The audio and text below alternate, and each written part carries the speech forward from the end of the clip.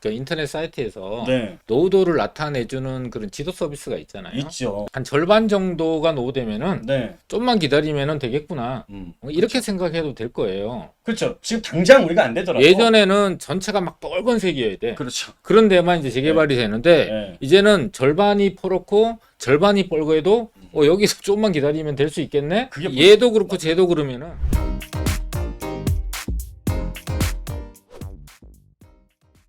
서울은 일단은 이제 그 더 이상 지을 수 있는 땅이 없다, 부족하다라는 것이 가장 큰 특징이고, 네. 또 그린벨트로 둘러싸여 있다 보니까 네. 앞으로 이제 실제로 이게 그 송도처럼 네. 또는 뭐 대전이나 세종시처럼 이렇게 빈 땅에다가 막 대량의 아파트를 때려 지을 수 있는 그런 상황은 아닌 거잖아요. 그렇죠. 그러다 보니까 이제 도심의 기존에 있는 노후 아파트 네. 또는 노후 단독 다세대 빌라 지역들을 개발을 해서 네. 기존에 있는 세대수에서 일정 부분 이렇게 조금씩 늘어나는. 네. 그러니까 원래 1000세대 아파트가 재건축을 하면 한 1300, 1500세대 네. 가 되니까 결과적으로는 300에서 500세대 늘어나는 거거든요. 네, 네. 그렇죠? 그쵸? 1000세대가 아니라. 그렇죠. 그렇죠? 그러니까 실질적으로 늘어나는 비중은 상당히 느리고 네. 완만할 수밖에 없다 보니까 또 지금 현재 주택 보급률로 따지게 되면 전국으로는 한 105%, 106% 정도 되는데 네.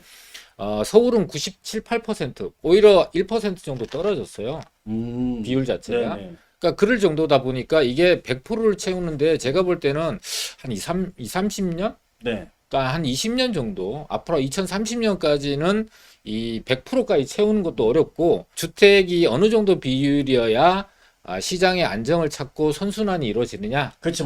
지금 인천이나 대구처럼 이렇게. 네, 이거는 과잉된 거, 너무 그렇죠. 과잉된 과잉된 거고 거고. 단기간에 너무 과잉된 거고 네. 전체적으로 고르게 매년 공급되는 양이 일정 수준까지 꼭 이게 계획대로 진행이 됐을 때 네. 주택 보급률이 한 120% 정도 되어야 시장에서 이제 주택 소유에 대한 부분들이 심리가 굉장히 완화돼요. 그러니까 대표적인 게 이제 일본이 그래요. 일본은 네. 한 120, 30% 정도 되거든요. 주택 네, 보급률이. 네. 그러다 보니까 주택을 꼭 소유해야겠다는 이 소유욕 자체가 욕구 자체가 굉장히 좀 낮아요.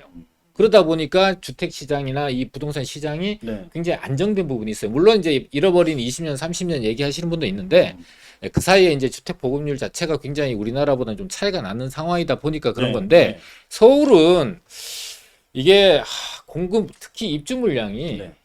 그냥 감소하는 게 아니라 네. 급감을 해요. 우리 지금 한 3년간을 내다보더라도 그렇죠. 누적치가 한 10만 가구 정도 되는 거니까. 3년치만 그런데 2025년까지가 3년이잖아요. 제가 네, 그쵸. 정확하게 한번 계산을 해봤어요. 네. 그러니까 올해만 일단은 2만 8천 가구 정도 부족해요. 올해만. 네네. 또 내년에 2만 6천, 내후년에 3만 6천, 2025년에는 4만 6천 7백 가구가 실제 입주 물량이 부족해요. 네. 그러니까 이걸 다 토탈해서 누적으로 따지니까 네. 올해부터 2025년까지 그러니까 부족한 양만 네네. 13만 7,300 가구 정도 돼요. 와우, 상당하네요. 이거를 근데 채운다라는 게 지금 13만 가구를 채운다라는 거는 네.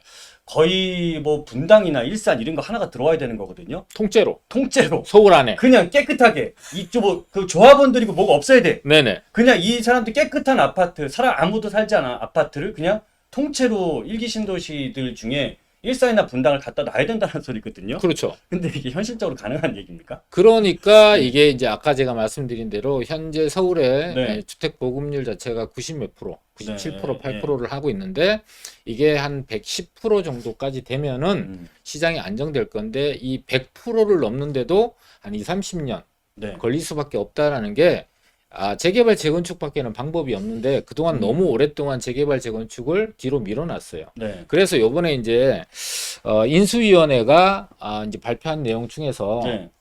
재개발 재건축을 활성화하겠다와 네. 또 투기 목적의 수요를 차단하겠다라는 그렇죠. 이 두 가지 방편을 동시에 네. 이 양쪽에 하나는 방패를 한쪽에는 칼을 들고 이렇게 나와 있는 상황이잖아요. 그렇죠.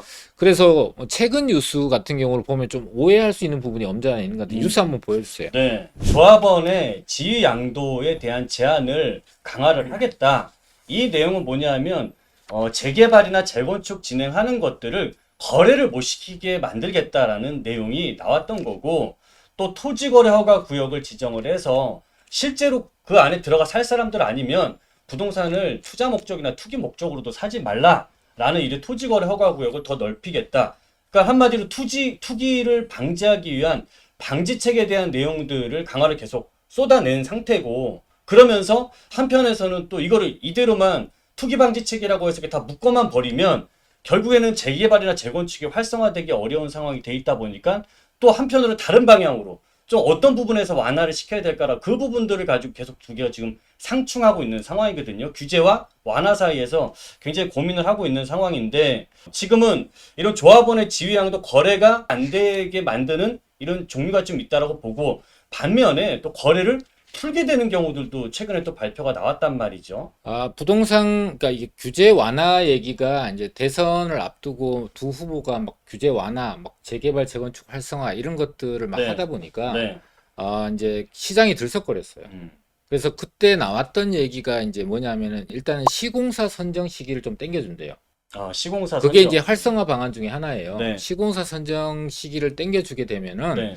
조합을 이끌어 나가는데 비용이 필요해요. 네. 근데 그 시기가 시공사 선정이 늦으면은 보통 시공사를 통해서 네. 대출을 받아서 시공사의 돈으로 조합이 운영되면서 진행되고, 나중에 이제 아파트를 일반 분양해서 수익금 중에서 이거를 다시 상환하는 네. 그런 역할을 하게 돼서, 네네. 또 이 와중에 또 비리도 많이 뒷돈 받고 그렇죠. 비리가 많이 발생했기 때문에 그랬는데, 어쨌든 시공사 선정을 사업 시행 인가 이후였던 네. 거를 이제 조합 설립 이후로 땡기는 음. 거를 했는데, 이게 시공사 선정 시기가 조합 사업 시행 인가 이후로 미뤄져 있는 거는 서울시만 그렇대요.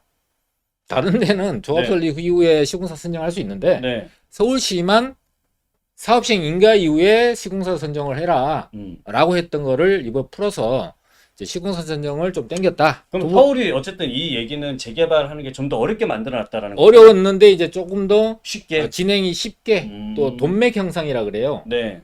돈맥, 그러니까 돈이 네. 흘러가서 이제 이 그 사업이 원활하게 진행될 수 있도록 진행을 해야 되는데, 네. 돈이 막혀갖고 돈이 네. 없어갖고 진행을 못하는 그런 상황을 이제 해소시켜준다. 두 번째가 이제 35층 네. 신고 제한을 푼다라는 게 이제 대표적인 규제 완화책이었어요. 네.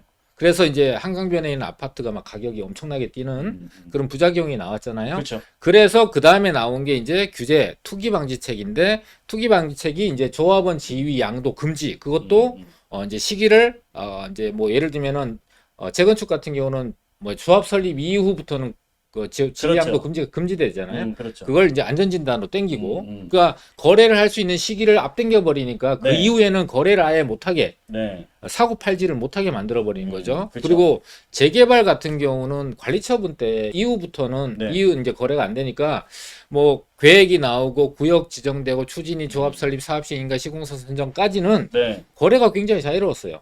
그렇죠. 자, 재건축 같은 경우에는 이제 앞으로 더 당겨놨죠. 원래 재건축 같은 경우에는 조합 설립 인가 시점에부터 이런 양도 금지를 하려고 해놓은 상태인데, 이거를 앞으로 더 당겨서 이제는 안전진단 통과할 때, 한마디로 재건축 시작한 지 얼마 안 돼서부터 이런 지위 양도가 금지가 되는 것이고, 재개발 같은 경우에는 원래 관리처분 인가 시점 한참 뒤에 이런 거래를 금지를 시켰던 것을 앞으로 당겨서 이제는 정비구역 지정 시점까지, 그러니까 굉장히 좀 이 두 사업에 대해서 이런 투기 세력들을 좀 방지하려고 하는 이런 지위 양도에 대한 부분들을 가지고서 좀 이런 재개발이나 재건축을 컨트롤하려고 하고 있습니다. 근데 이게 만약에 시행이 된다면은 올해 이제 9월 달부터 시행이 될 예정인데, 현재 이 재개발 조합원의 지위 양도에 대한 것들은 여든 야든 상관없이 이 부분에 대해서 찬성을 하고 있다 보니까 이렇게 실행이 될 가능성이 상당히 높다라고 보고 있는 거죠.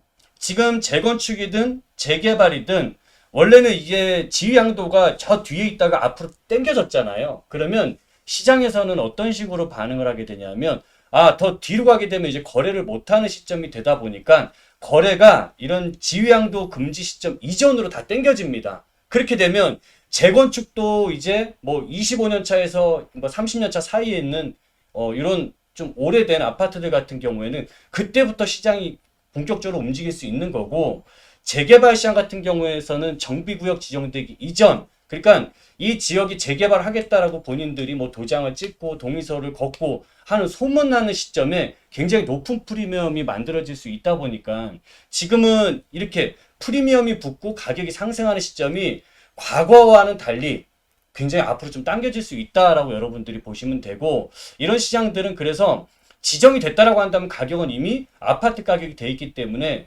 여러분들은 좀 선점으로 미리 좀 선제적으로 투자하실 필요가 분명히 있습니다. 이런 부분들을 좀 기억을 하셨으면 좋겠어요. 재건축 같은 경우에 안전 진단 후 못 파는군요 라고 이렇게 말씀을 하셨는데, 아마 이 기준이 있어요. 안전 진단이 지났는데도 불구하고 거래가 자유로운 분들이 있어요. 이분들은 이 안전 진단이, 그러니까 이 지위 양도가 됐다라고 해서 거래를 무조건 다 못하게 하는 건 아닙니다. 이 중에서 내가 10년 동안 부동산을 가지고 있거나 그 지역에서 그 아파트에서 5년 동안 내가 산 사람들이다라고 한다면 이분들 같은 경우에는 마음껏 거래가 가능하세요.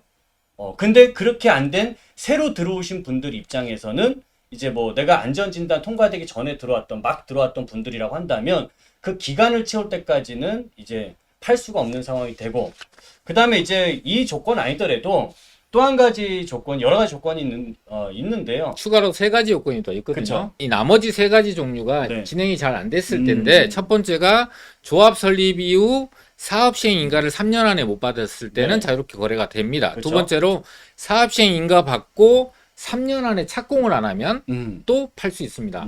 그리고 착공 후에 3년 안에 준공이 안 되면 네. 또 자유롭게 팔 수 있습니다. 그래서 총 네 가지로 자유롭게 팔 수 있는데, 이제 소규모 주택 정비 사업에 대해서는 이 기간을 좀 완화하겠다. 네네네. 그래서 규제 완화다라고 네. 이렇게 나온 뉴스가 있죠. 대규모의 재개발이나 뭐 그다음에 재건축 뭐 이런 것들 같은 경우에는 조합원의 지위 양도를 더 엄격하게 한다라고 하는데, 반면에 이런 소규모 주택 정비 사업이라는 것, 요 사업을 진행하는 것들은 조합원의 지위 양도 규제를 오히려 반대로 완화를 하겠다라는 거죠. 이게 이 소규모 주택 정비 사업이라는 걸 뭐냐면 이 두 가지로 여러분들은 보시면 돼요. 가로주택 정비 사업이라는 것과 소규모 재건축 사업이라고 보시면 되는데, 이 가로주택 정비 사업이라는 거는 보통 나홀로 아파트나 한 동, 두 동짜리 아파트 짓는 재개발 사업이라고 보시면 되고, 소규모 재건축 사업이라는 거는 200세대 미만의 아파트들이 새 아파트 되기 위한 재건축 사업이라고 보시면 돼요. 그러니까 저도 이거를 보면서 어떻게 이해를 했냐면, 그러면 대단지의 재건축들 같은 경우에는 어쨌든 얘네들이 뭐 재건축이 활성화됐다라고 하면 시장의 영향이 굉장히 파급력이 크단 말이죠.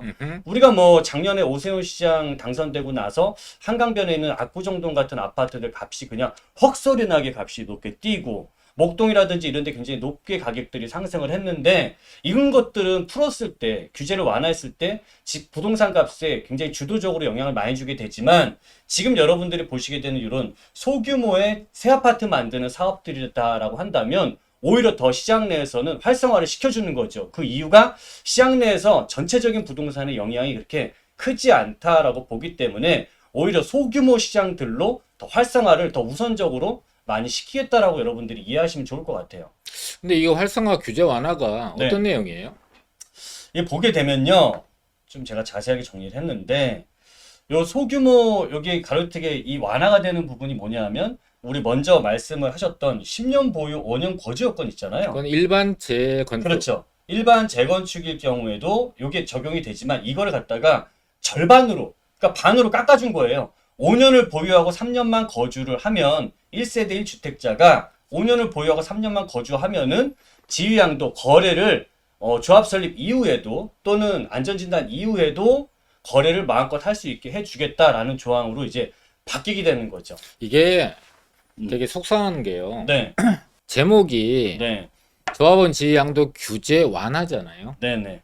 이건 눈 가리고 아웅하는 거거든요. 음, 왜 눈 가리고 아웅이냐면, 일단은 조합원 지위 양도 금지가 되는 시점을 앞으로 당겼잖아요. 네, 그렇죠. 이거는 규제 강화예요, 약화예요? 앞으로 대해서 강화죠. 그쵸, 강화예요. 네, 그러니까 강화를 해놓고 네, 소규모 주택 정비 사업은 네. 일반 재건축에 비해서, 일반 재건축이 10년이면 네. 이 소규모 정비 사업은 사업 기간이 5년밖에 안 돼요.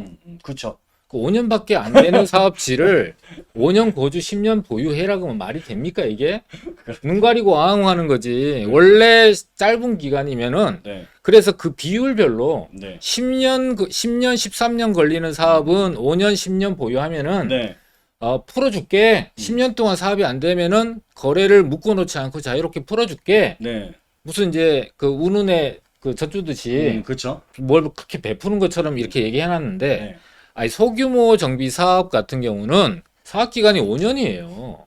5, 맞아요. 6, 6년밖에 안 걸려요. 방배동도 그랬고 대치동도 그랬지만 아니, 방배동의 가로주택 같은 경우는 시작하고 4년 만에 입주했어요. 그렇죠.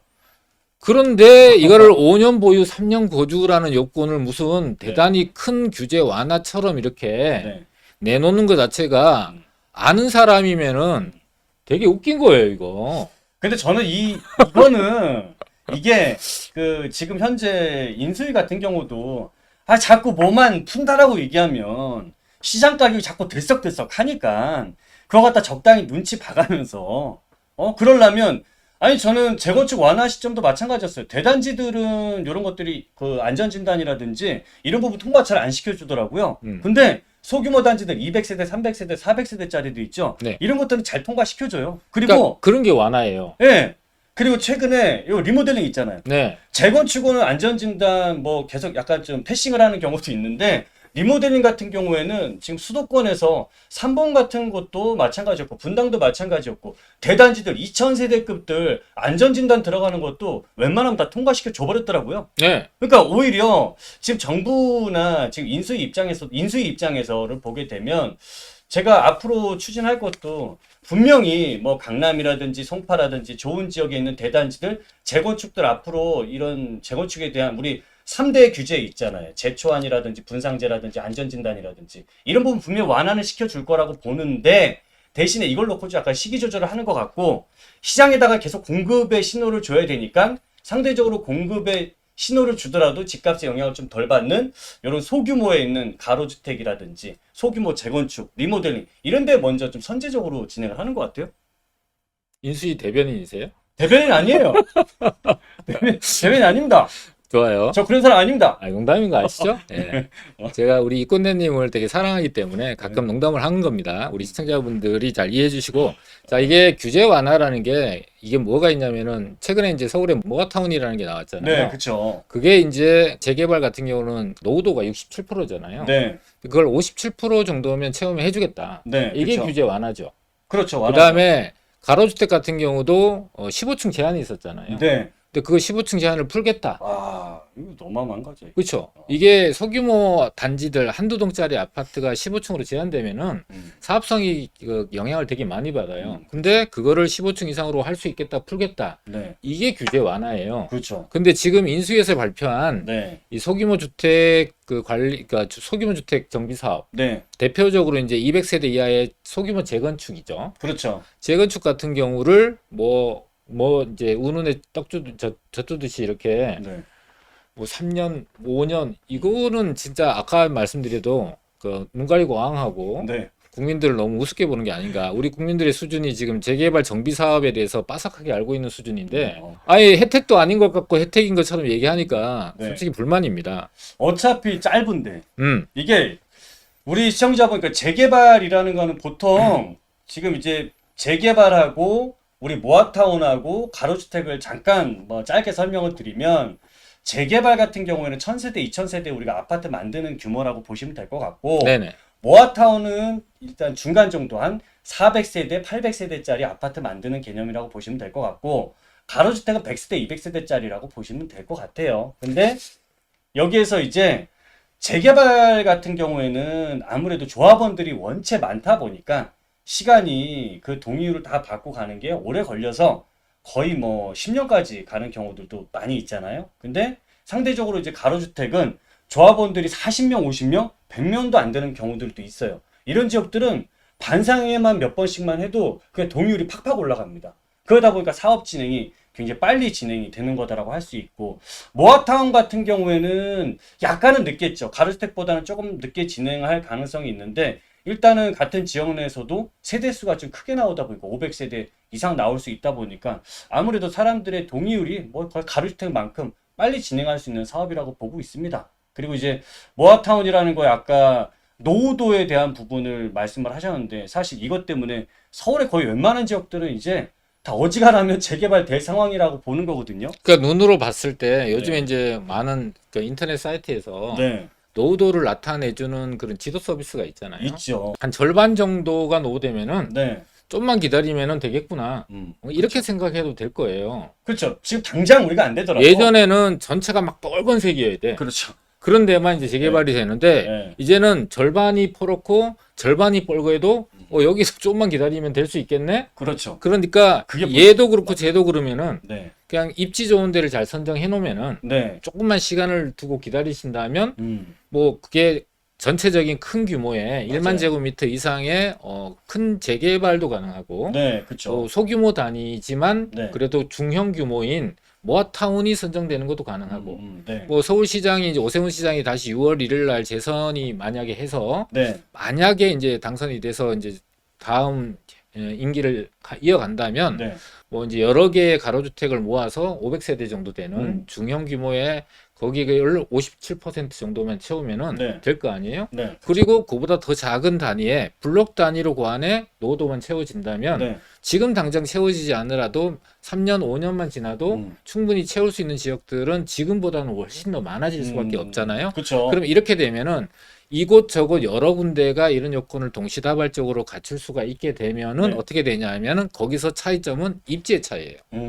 선호도가 높은 입지, 네. 수요가 많은 입지, 그럼 일자리가 모여 있는 입지에 접근성이 좋거나 그 입지에 가까이 있거나 이런 입지의 우월성이 나중에 똑같은 소규모 개발이 되더라도 사업성이나 또는 그렇죠. 최종적인 입주 시의 신규 아파트의 가격이 차이가 나는 그런 상황이 되니까 투자를 할 때 그런 입지에 대한 부분을 반드시 고려를 하셔서 투자를 해 놓으시는 게 가장 좋은 선택이지 않을까. 지금 저도 이게 가장 포인트라고 봐요. 그러면은 지금 우리가 선택할 수 있는 지역들이 대략 여러분들이 어떤 지역에서 내가 고민을 해야 될까라고 하면은 일단은 뭐 첫 번째로 본다면 집값이 서울에서 가장 높은 지역들 있잖아요. 강남, 서초, 송파 이런 지역들 해당되고 그 다음에 두 번째로는 저는 이제 한강변에 있는 지역들 한강변에 있는 지역들 중에 너무 외곽 말고요. 중심권에 가까운 한강변에 있는 지역들이나 세 번째로는 도심의 업무타운 지역들 인근 지역들이다라고 한다면은 저는 여러분들이 요 정도 포인트 잡고 들어가셔도 충분히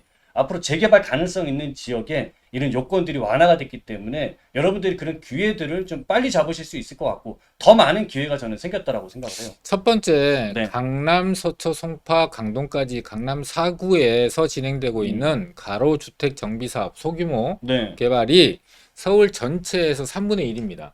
제일 많죠. 그러니까 25개 구가 있잖아요. 네, 그렇죠. 25개 구 중에서 4개가 네. 3분의 1을 차지하고 있다는 얘기는 대단히 많은 소규모 개발이 강남 4구에서 이루어지고 있다. 그러니까 강남권이 앞으로 그런 바람, 그러니까 가로주택은 도로 정비가 반듯반듯하게 잘 되어 있어야만 할 수 있거든요. 또 그만 값어치가 있잖아요. 그렇지. 그러니까 이제 그렇다. 두 번째로 우리 이권대님이 얘기하는 한강변이라는 거 있잖아요. 네. 그러니까 한강변이라는 걸 우리 시청자분들이 조금은 오해를 하거나 네. 할 수 있는데 한강변에 가깝게 붙어 있는 지역들은 많은 사람들이 이미 관심을 갖고 네. 그렇게 해서 많은 사람들이 관심을 갖고 이미 많은 사람들이 거기를 다녀갔고 또 네. 수요가 몰리다 보니까 매물이 말라버렸어요. 소문이 너무 많이 났고. 그러니까 상대적으로 가격이 맞아요. 높아졌고 또 거기에 상대적으로 이제 신축들이 좀 많이 네. 들어서고 있는 거에 사실이거든요. 네네. 근데 한강변 블럭이라고 하는 거는 접근성이 좋으면 돼요. 어차피 여기도 저기도 아래 위도 개발이 안 되면 한강 초막 안 나오거든요. 네. 근데 한강 쪽에 가까운 쪽에 수요들을 몰리다 보니까 가격이 높고 실투자금이 되게 많이 들어가는 거에 비해서 약간은 좀 떨어져 있는 한강변 블럭 있잖아요. 네. 거기는 상대적으로 투자금이 작고 또 매매 금액도 작아요. 그러면 여기도 아래쪽도 개발이 되고 위쪽도 개발이 되면은 네. 투자금 대비 수익률 면에서는 네. 돈이 적게 들어간 지역의 수익률이 더 높을 수 있어요. 그래서 그런 부분을 좀 고려하셔서 현실성 있게 다가섰으면 좋겠어요. 그냥 맞아요. 오로지 여기가 좋아, 여기가 여기보다 무조건 좋아. 그런 높은 가격 낮은 많은 돈을 투자하는 게 효율성 면에서는 그렇게 좋은 점수를 줄 수가 없다라는 부분을 좀 참고하시면 될 것 같아요. 정책들이 많이 나오고 앞으로도 혼란이 많이 일어날 거예요. 그리고 완화 정책이나 서울시에서 개발 정책들을 계속 할 수밖에 없는 거는 집값을 잡을 수 있는 방법은 공급밖에 없다라는 건 너무나 명확한 상황이 돼버렸기 때문에 개발을 진행하지 않고는 집을 공급할 수가 없어요. 그렇죠. 또 금리에 대해서 많은 분들이 고민을 많이 하십니다. 그래서 네. 금리가 제가 볼 때는 단기적으로 한 1, 2년 정도는 올라가는 추세가 유지될 걸로 봐요. 그리고 미국이 지금 빅스텝 또 자이언트 스텝까지를 고려하고 있는 상황이다 보니까 어느 시점이 되면 우리나라도 또 따라서 금리를 올려야 될 필요는 있는 것 같아요. 그래서 이 시점에서 무리하게 좀 내가 갖고 있는 자본보다도 월등히 많은 그러니까 영끌이라고 불려지는 그런 내 집 마련의 투자 방법은 좀 지양을 하시고 여유 자금을 갖고 전세를 이용해서 투자하는 거는 대출 금리의 영향을 받지 않으니까 가능하시다. 그리고 내 집 마련을 지금 당장 입주를 하지 않으셔도 되는 분들은 몇 년 뒤에 들어갈 목적으로 전세를 끼고 미리 사놓는 거. 그러니까 전세를 활용하는 레버리지는 충분히 활용할 수 있는 시점이고 또 지금 현재 금리가 올라가는 부분에 대한 부분의 해지 기능 또는 반대로 그의 영향을 받지 않아서 오히려 좋은 기회가 열릴 수 있는 부분도 있다라는 거. 시장은 한쪽 방향으로만 흘러가지 않아요. 이쪽 방향과 저쪽 방향 사이에 항상 틈새라는 것이 있고 그 틈새를 잘 활용하고 또 부분적으로 잘만 이용하신다면은 하락기에도 높은 수익을 내고 상승기에도 더 높은 수익을 낼 수 있는 방법들을 잘 찾아내시면은 좋은 투자의 결과를 만들어낼 수 있다는 말씀을 꼭 드리고 싶습니다.